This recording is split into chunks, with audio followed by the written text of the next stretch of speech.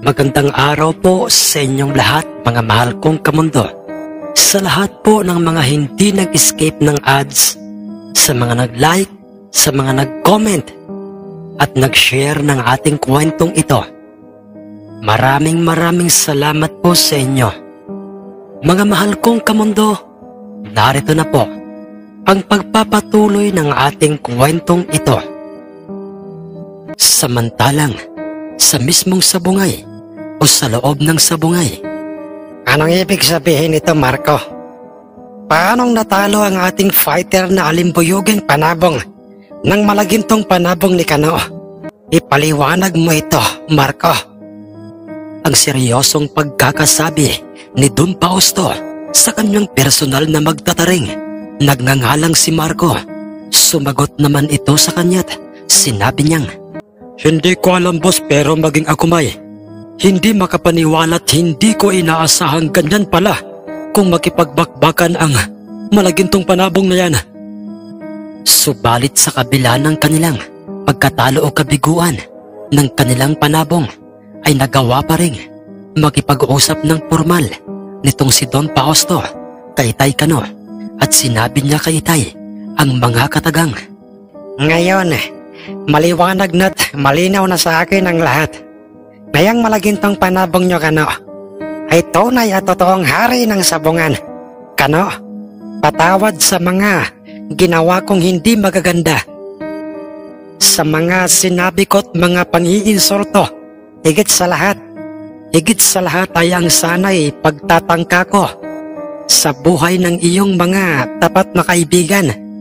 Pagkatapos ng formal na sabihin na yon ni Don Fausto kay Tay, ay marahan niyang iniabot sa magtataring si Zacarias ang kanyang natalong wala ng buhay na alimbuyuging panabong. Ang nangyari po ay nangyari na, Don Fausto, at hindi na po mahalaga pa yon dahil para po sa akin ang ginawa mong paghingi ng patawad at ang ipinakita mong pagbabago sa kaharap mong sabungero o maging kanino man ay yun ang pinakang mahalaga, Don Fausto. Maraming salamat po at nabigyan po ng pagkakataong tayo'y magkaharap sa gitnang bahagi ng sabungan at ang ating mga panabong. Naging maayos ang lahat sa pagitan nila Itay at Don Fausto. Pagkatapos no'y lumabas na silang dalawa ng sabungan, si Tay Kano at Zacarias, at naglakad sila papalapit sa kinaroroonan ng kanyang mga kaibigan. "Masaya ako't naging maayos ang pagtanggap ng pagkatalo ni Fausto, inaanak," ang sabi ni Lolo Hiner kay Tay Kano habang silang lahat ay magkakasama ng naglalakad pabalik sa aming tahanan. "Opo, Ninong Hiner. At ang lahat ng yun ay dahil po sa inyo," ang sagot ni Tay kay Lolo Hiner. Muli silang nagharap-harap sa inuman ng araw na yon at muling napuno ng masasayang tagpo ang aming balkonahe. Samantalang sa magkaparehong oras at pagkakataoy, kasalukuyang makikitang naglalakad sina Don Fausto papunta sa kanyang tahanan kasama si Marco at ang kanyang dalawang mga tauhan. Nang meron silang natatanaw na 4 na mga taong nasa labas ng pader na siyang nagsisilbing bakod sa kanyang batong tahanan, at ang isa sa kanila ay isang dayuhang Hapon. At siya ay walang iba kundi si Mr. Yamamoto. At nang sila'y nasa kanilang harapan ay, "Magandang araw sa iyo, Don Fausto. At sa iyong mga tauhan, ako si Kenji Yamamoto. At sila ang aking mga tauhan. Naparito kami dahil may importante akong sadya o sasabihin sa iyo," ang sabi ni Mr. Yamamoto sa kanyang kaharap na si Don Fausto. Pinapasok naman sila ni Don Fausto bilang mga bisita sa loob ng kanyang tahanan, at nang silang lahat ay magkaharap-harap na nga sa salay, nagsalita itong si Don Fausto kay Mr. Yamamoto ng mga katagang, "Ano bang importanteng sadya mo, Mr. Yamamoto? Maaari ko bang malaman?" Ang tanong niya kay Don Fausto. Don Fausto, alam kong isa ka sa mga sabongerong masasabing katulad ko. Unagnanais ding pabagsakin ang malagintong panabong ni Kano. Pero nabigo ka, hindi ba? Dahil sa natalo ang iyong panabong sa kanya. Ngunit, paano kung sabihin ko sa iyong hindi pa huli ang lahat at sa pamamagitan nating dalawa, matutupad ang ating pangarap na ipahiya si Kano at gawing adobo ang kanyang malaginto? Ang mahabang pagkakasabi ni Mr. Yamamoto kay Don Fausto dahilan upang, ano bang ibig mong sabihin, Mr. Yamamoto? Bakit pa hindi mo ako diretsoin? Ang nagtatakang tanong sa kanya ni Don Fausto. Madali lang, Don Fausto. Itong nasa aking kanang tabi ay isa sa aking mga inupahang siyentipiko at meron siyang nalikha o naimbentong likido na maaari nating gamiting panturok sa ating anumang inaasahang panabong. At ang magiging bisa noon sa ating mga panabong ay magkakaroon yon ng ibayong lakas, ibayong bilis, at tagal sa anumang bakbakan. Ano sa tingin mo, Don Fausto? Ang sabi pang muli ni Mr. Yamamoto kay Don Fausto. Subalit, pasensya ka na, Mr. Yamamoto. Dahil hindi kita mapagbibigyan sa nais mong mangyari. Ang maiksing sagot sa kanya ni Don Fausto, kung kaya't ay umiral na naman ang pagkamainitin ng ulo nitong si Mr. Yamamoto dahil, ano? Anong ibig mong sabihin, Don Fausto? Huwag mong sabihin wala kang tiwala sa kakayahan ng aking kinuwang siyentipiko. Sumagot ka! Don Fausto? Nang mga sandaling yun ay nagkakaroon na ng tensyon sa pagitan nila Don Fausto at Mr. Yamamoto. Ganoon din sa kanilang mga tauhan. Pinakikiramdaman ng mga ito ang bawat isa.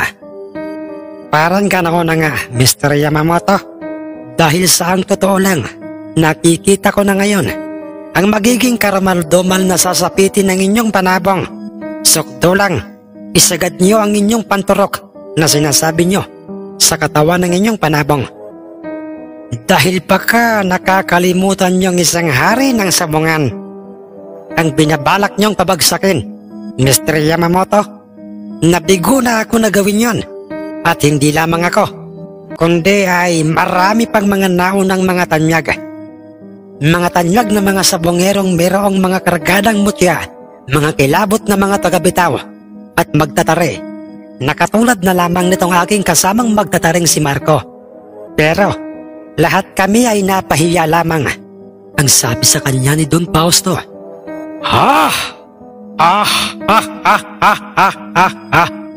Talaga ba, Don Fausto?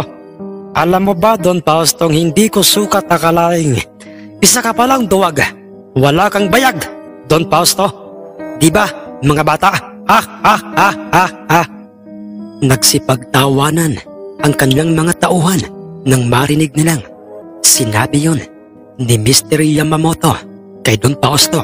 Subalit, Mr. Yamamoto, baka nakakalimutan niyong nasa aking teritoryo kayo at anumang oras ay kayang-kaya ko kayong palayasin. Ang sabi ni Don Fausto sa kanilang lahat. May araw ka rin sa akin, Don Fausto. Tandaan mo yan. Tayo na, mga bata. Atin ang iwanan ang taong walang bayag.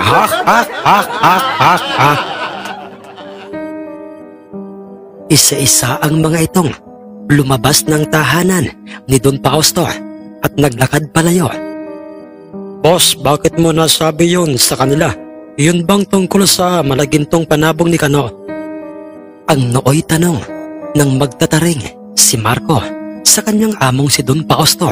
Sumagot naman ito sa kanya at sinabi niyang, hindi ko alam, Marco. Pero sa tingin ko'y walang sino man ang makakapagpabagsak sa malagintong panabong ni Terzo de la Riva. Paano, inaanak? Kano? Nakahanda na ang aming panabong ngayong darating na linggo. upang iharap sa iyong malagintong panabong. Ang seryosong sabi ni Lolo Hiner kay Tay Kano sa harapan ng kanilang inuman, kung saan ang panabong nilang isang buwayang panuksukan ang kanyang binabanggit. Opo, Ninong. At katulad po ng inyong panabong ay nakahanda na rin ang aming malaginto. Ang sagot ni Itay sa harapan ng inumay hindi maiiwasang kanilang mapag-usapan ang tungkol kay Don Fausto at ang biglaang pagbabago ng kanyang pag-uugali dahil sa ang dating alaskador at madaldal sa sabungay nooy katakatakang bigla na lamang itong nagbago at natutupang tumanggap ng kanyang pagkatalo. Marahil ay napagtanto na niyang mali ang kanyang mga ginagawa at naisip niyang hindi sa lahat ng oras ay siya ang bida, ang sabi ni Lolo Pedro. Ha ha ha ha ha! Tama ka riyan, paring Pedro.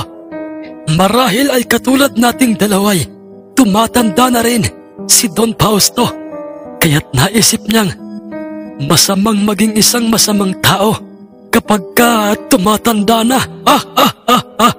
Nagtawanan silang lahat nang marinig nilang sinabi yon ni Lolo Virgil. Nasa ganoon silang kalagayan nang bigla na lamang kumahol ng agresibo't sunod-sunod ang aming kaisa-isahang alagang asong. Nagngangalang si Tagpi na alerto kaming lahat dahil sa labas ng aming pintuang bakod ay may nakita kaming nasa 3 katao. Mga balbasarado ang mga ito at ang isa sa kanila ay may hawak na isang panabong na kung tawagin ay alimbuyoging lumutin. Ibig lamang sabihin noon, ang kanyang hawak na panabong ay nagtataglay ng natatanging kulay ng mga balahibo. Mga balahibong kulay itim at kulay pula na merong halong kulay berde o katulad ng isang lumot. Ilang sandali pa'y, Hindi maaari to. Sila. Ang gulat na pagkakasabi ng Noy. Namimilog ang mga matang si Mang Tonyo dahilan upang, Bakit paring Tonyo? Nakikilala mo ba sila? Ang nagtatakang tanong sa kanya ni Itay. Oo, paring Kano. Sila ang magkakapatid na usap-usapang may taglay na mutyang nakuha galing sa mutya ng bubuyog.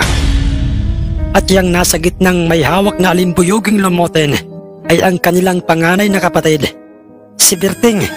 At yang dalaway sina Saldo at Enrico. At nasisiguro kong naparito sila dahil sa ating malaginto. Ang sinabing yon ni Mang Tonyo'y sinundan kagad ng kanyang dating among, si Mang Eliasar, at sinabi niyang, Tamang lahat ng yon, paring Kano. At sila ay nagmula pa sa ibang probinsya.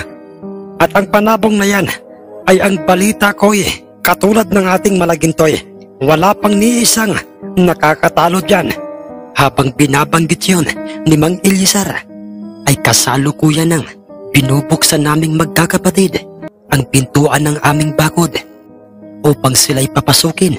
Dahil sa yun ang utos at pakiusap sa amin ni Itay, isinama namin sila sa aming balkonahe kung saan ay naroroon sila Itay at nag-iinuman. Buong galang namang pinaupo sila ni Itay sa mga bakanting upuan at halos magsiksika na nga silang lahat doon. At dooy formal na nakipag-usap kay Itay ang panganay sa kanilang 3 magkakapatid na si Mang Berting, matapos niyang makilala kung sino sa kanila si Itay. Ikinararangal ko't nakilala kita't nakausap ng personal Teresa de la Riva. Alias Kano, marahil ay alam mo na at ng iyong mga kaibigan kung ano ang aming pinakang pakay sa iyo. At iyon ay upang ibangga sa iyong malagintong usap-usapang hari ng sabungan ang aming panabong na ito. Pero iyon ay kung mamarapatin mo o kung mapagbibigyan mo ang nais kong mangyari. Ang seryosong pagkakasabi ni Mang Berting kay Tay Kano. habang kasalukuyang makikitang hawak niya at hinihimas ang kanyang alimbuyuging lumutin at halos lahat ng mga paningin ng mga kaibigan ni Itay, kasama na nga doon ang mag-aamang sina Lolo Hiner, ay nakatuon lahat sa kanyang pambihirang panabong ang kanilang mga paningin. Berting, isa rin ako sa maswerteng sabongerong nagkaroon ng pagkakataong mapili mo. Berting, naibangga sa aming malaginto iyang pambihirang alimbuyuging panabong mo. Kung kaya't ay sige, pagkatapos ng magiging laban ng aming malaginto sa panabong ni Ninong Hiner, ay paghaharapin natin ang ating mga panabong, pero hindi sa ngayong darating na linggo, kundi sa susunod na linggo, ang sabi ni Itay. Walang problema sa bagay na yan, Kano. Payag ako sa naging desisyon mo. Pero may nais lang sana akong hilingin at sana'y mapagpigyan mo ako. Ano yun, Berting? Sabihin mo't nakahanda akong makinig. Maaari ba naming masilip o makitang saglit ng personal ang iyong malagintong panabong? Ang pakiusap ni Mang Berting kay Tay Kano, at dahil sa maayos namang kausap ang mga ito kung kaya't ay pinagbigyan sila ni Itay, isinama silang tatlo ni Itay sa kubo-kubong nasa gilid at loob ng aming malawak na bakuran, kung saan ay naroong nakakulong sa kanyang sariling kulungang gawa sa kawayan si Malaginto. At doy, tunay nga at totoong nakamamangha itong inyong malagintong panabong. At saka tumugmang lahat ang mga narinig kong mga usap-usapan tungkol sa kanya. Ang sabi ni Mang Berting, kung saan ay katulad niya panaag din ng matinding pagkamangha sa aming malagintong panabong ang kanyang dalawang kapatid. At dagdag pa ni Mang Berting kay Itay, pero ganoon pa may, wala naman sigurong mawawala kung susubukan ko pa rin ibangga sa malagintong ito ang aking alimbuyuging panabong. Sumagot naman sa kanya si Itay at sinabi niyang, walang problema, Berting, at mukhang magiging maganda ang kanilang bakbakan. Pagkatapos noy, magkakasama silang bumalik sa aming balkonahe. At tumagay pa ng tigi-isang tagay ang tatlong magkakapatid bago ang mga itong nagpasyang magpaalam kay Tay Kano at sa kanyang mga kaibigang kaharap sa inuman. Inaya pa sana sila ni Itay na kumain na muna, subalit tumanggi na ang mga ito.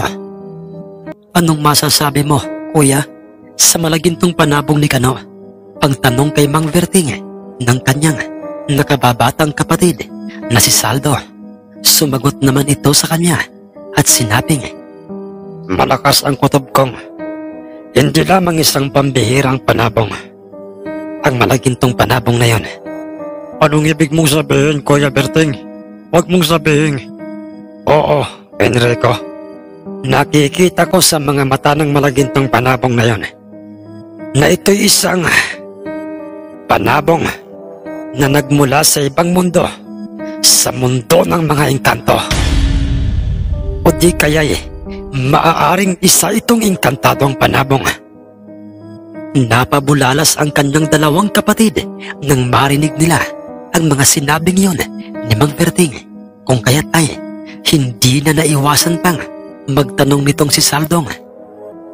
Kung ganoon, kuya, ibig bang sabihin nito'y walang laban sa kanilang malaginto ang ating alimbuyuging ito? Sa ngayon ay hindi ko pa masasagot yan, Saldo. Pero tuloy ang ating plano at hindi tayo maaaring umatras anuman ang kalalabsan ng bangkaan ng ating alimbuyuging ito. At ng malaginto ni Kano ay kinakailangang maging lalaki tayong kausap. Dahil sa iyon ang mahalaga sa lahat. Mabilis namang naunawaan ng dalawang magkapatid ang mga sinabing yun ni Mang Berting. Samantalang, magsipagkanta kayo. Ngayong darating na linggo ay dadalo tayo sa sabungan ng baryo nila Kano. Panunuorin natin ang magiging bakbakan ni Malaginto. at ng panabong ni Generoso de la Cruz.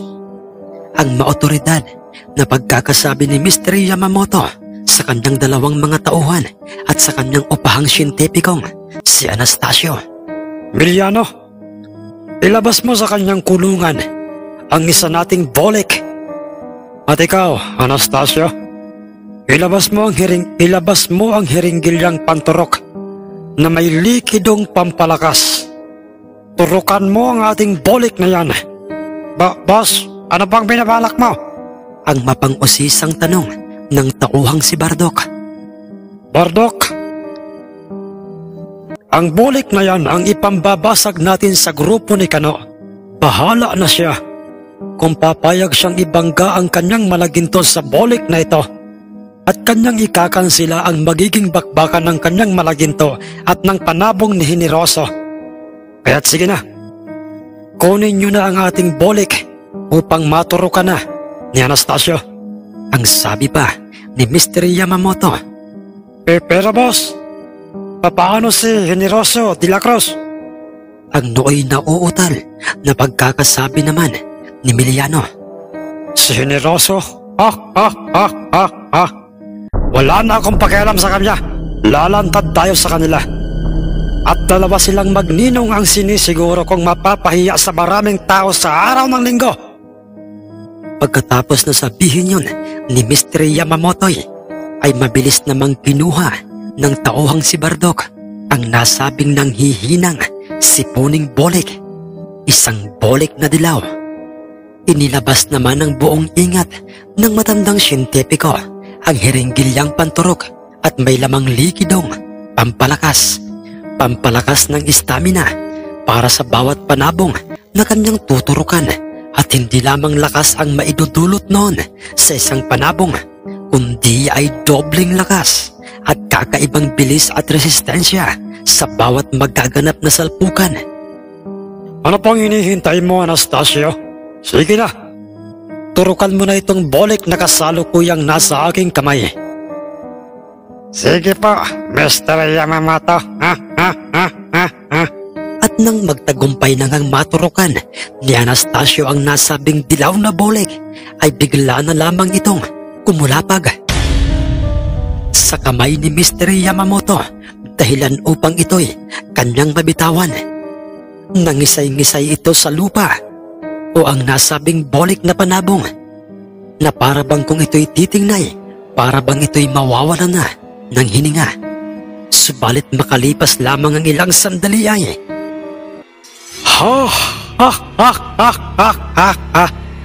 tingnan nyo, tagumpay.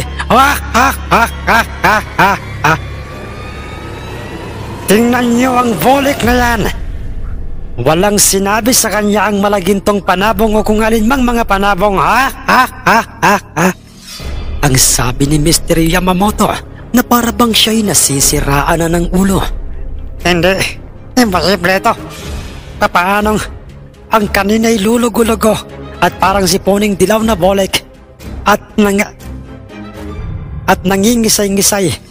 Matapos na ito'y maturukan ni Anastasio'y bigla na lamang tumayong brusko at nakakatakot ang kanyang tindig o postura. Ang may halong pagtatakang pagkakasabi ng tauhang si Emiliano. Tama at totoong lahat ng mga sinabi mong yan, Emiliano. Dahil yan talaga ang inaasahan kong mangyari. Ang sabi naman ng baliw na siyentipikong si Anastasio. Anastasio, ang bulik na ito ay 10 lang. Dahil sa ang gusto kong ibangga sa malagintong hari daw ng sabungan ay ang aking mandirigmang panuksukan. Hari pala ha? Pwes, noon yon. At iba na ngayon, dugsong pang sabi ni Mr. Yamamoto, samantalang ng mga panahong yun ay para bang pumapabor ang pagkakataon kina Lolo Hiner at kay Tay Kano dahil sa tila ba'y nagmamadali ang paglipas ng mga araw. Dumating na nga ang puntong araw na ng linggo at muli silang lahat na nag-ipon-ipon sa loob ng aming Nakabukas na pinto ang bakod.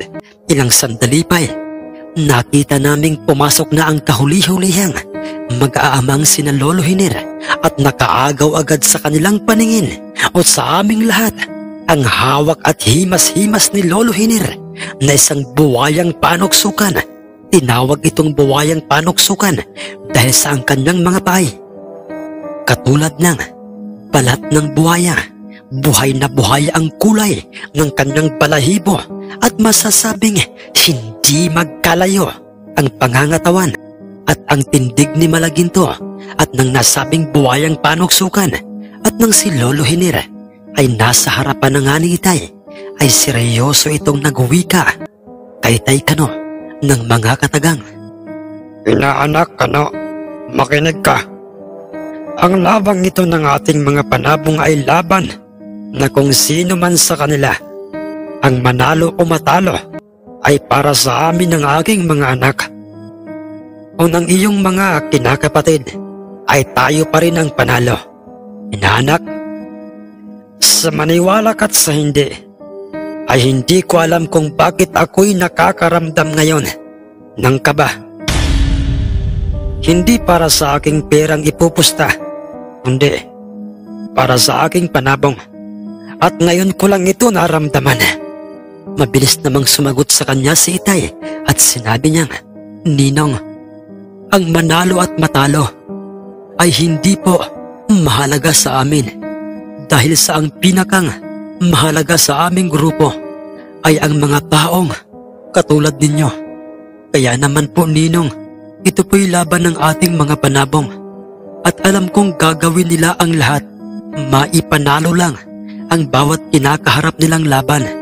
Kaya't huwag po kayong mag-alala sa inyong panabong.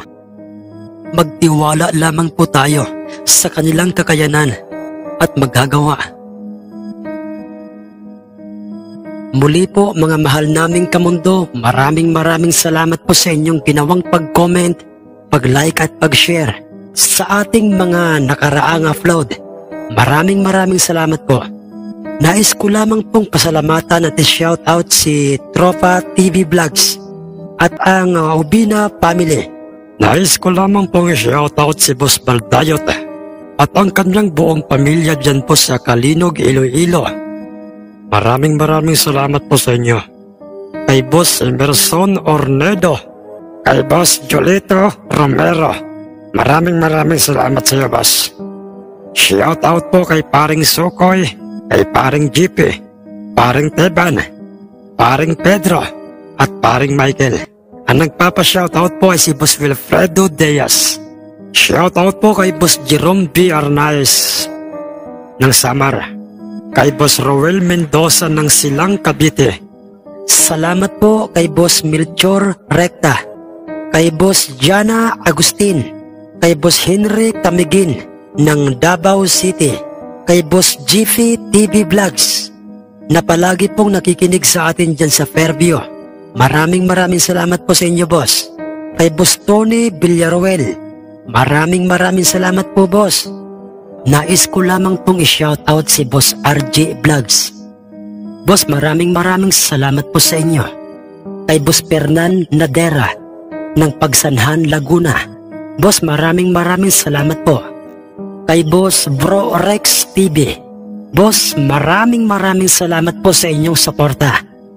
Kay Boss Maita Alutaya.